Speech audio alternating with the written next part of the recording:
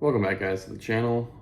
On the previous video, I kind of made a point on which boxes and which products were kind of worth it right now, especially in the lull of summer.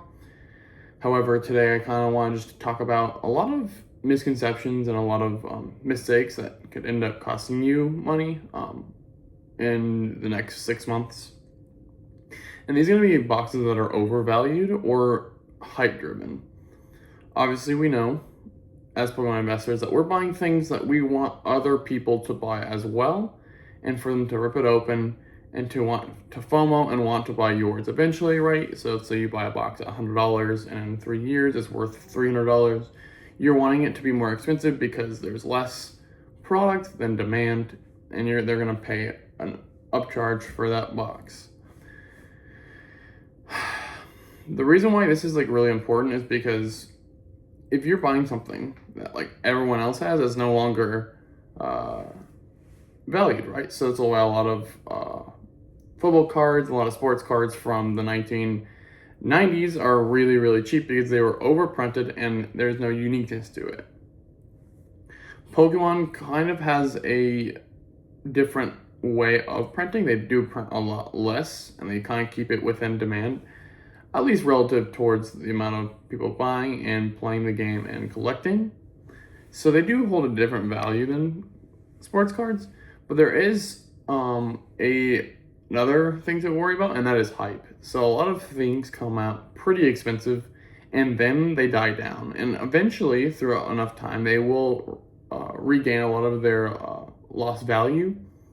And with a long enough horizon of investing, sure, you can buy a product today and wait 5 to 7 years and you're going to be up most likely. The problem with this is that you're losing on opportunity cost. There's a lot of boxes right now I would not tell you to buy, or I would tell you to just buy your single. A lot of people they're like, oh, I want to open up Prismatic, I want to open up, let's say, Heroes.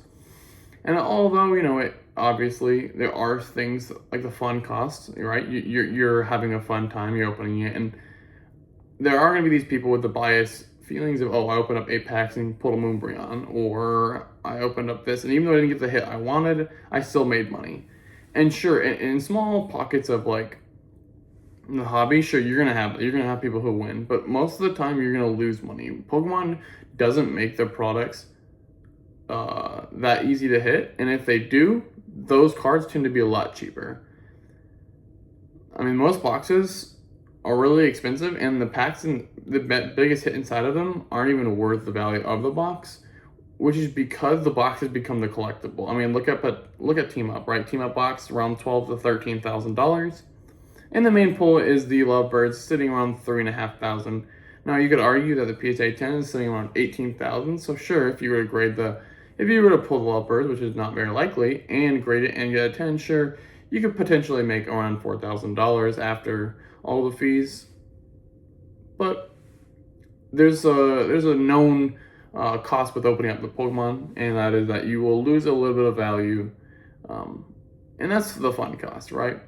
But when we look at the boxes that, if you're an investor and you're buying boxes right now, the sets, not even sets I would avoid, but the boxes I would avoid would be things that are coming out super hot, right? So we're talking about new sets that are coming out hot, right? Double to triple MSRP. For example, the 30th anniversary. It's not that the 30th anniversary is going to be a bad investment, is that the price point might not make sense, right? If you can buy it for $50 to $100, maybe you can argue that it's a good investment, or that in the short term, right, if you buy it from GameStop for $100 and the market is $180, sure, you can flip it, right? I'm not saying that that's not an opportunity, an arbitrage that you can do.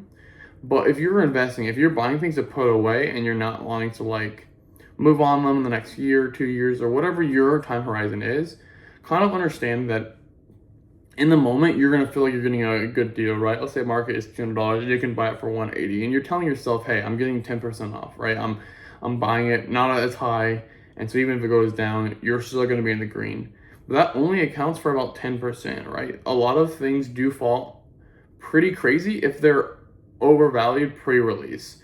For example, I mean, a good example is Pitch Black, right? Came out around $260 about 2 months before, and it rose to $300. It was selling about $290 to $300 on TCG. However, a week before it released, it dropped to 260 to 240, and currently, right now, it is 190. So you're looking at a 33% drop from its all-time high. So if you had bought around $290, $300, you're now in the red for $110 per box. And it's not to say that, if you don't hold it for long enough, that'll be worth more than $300. I truly believe that it will be. But you're sitting. You have to sit on that box now, because if you sell, you're gonna lose money, and you're not gonna want to sell and buy something else that could also lose money.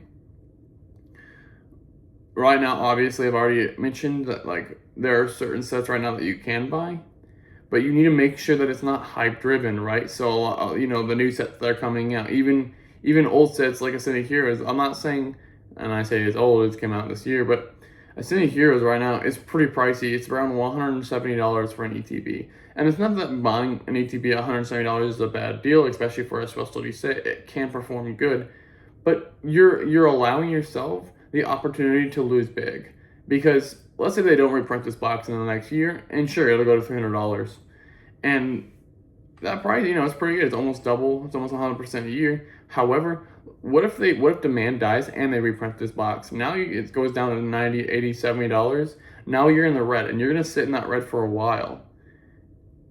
When you buy things that are hyped and potentially overvalued, you are sitting with little gain potential and a lot of risk. And in Pokemon, you don't want to buy things that have a lot of risk unless you have the long-term hold mindset.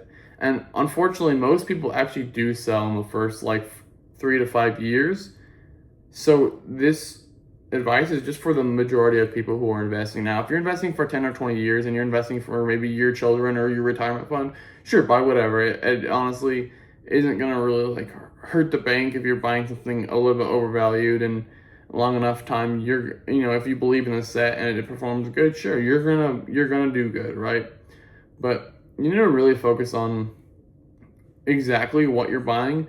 Tell yourself why you're buying that, and if that price makes sense, right? So the 30th anniversary, let's say it comes at $180 for the ETB. You need to tell me why it's worth $180, and if you can tell me why you believe personally that it's worth $180, go ahead and buy it. I'm not telling you not to buy it. I'm just saying I could see it in a full reality where they print 4, 5, 6, 7 million ETBs, where the price of this box goes from 180 to 110. And now all the people who bought it for 180 are all in the red, and they need to sell it. And they all decided collectively that they want to sell it at the same time. There's going to be a point in the market where this box is no longer valued at that price. It's going to drop. When it drops, all these people are going to be in the red. They need to sell. They're going to oversaturate the market with products. If Pokemon coincides that oversaturation of the 30th anniversary with new sets, then new collectors will have to divide their money. They can't buy everything. So they're going to pick the new and improved sets, the Aura Seeker, the new Storm Amaryllis, whatever that set is. They're going to spend all of their money on the new sets because that's ultimately where the hype is going to be after the 30th anniversary. And that is when you should buy the box, right? When the EGB hits $110, $190, because you've already seen the overvaluation of $180 and you've waited till supply caught up to demand.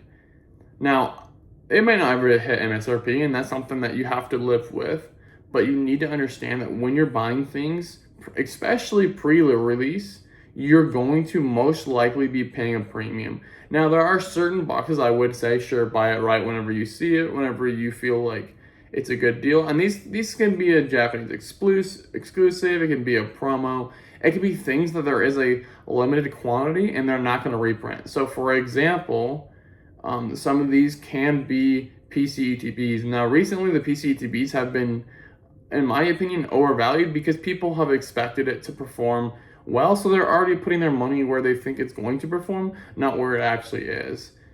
So a lot of things, like, for example, the Prismatic Evolutions, right? It went from $200 upon release to around $500, right? And at the time, the regular ETB was only $100. So now you have this really, really large gap between what the normal product is and the PC. And sure, the PC does have 2 more packs and a stamped promo, which obviously has value in itself.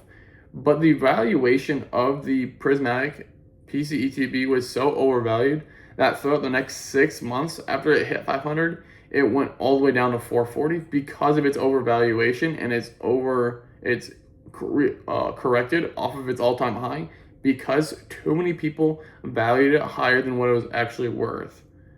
This is going to be happening with the new sets. A lot of the new sets are going to come out pretty expensive, and most of the cards are going to drop.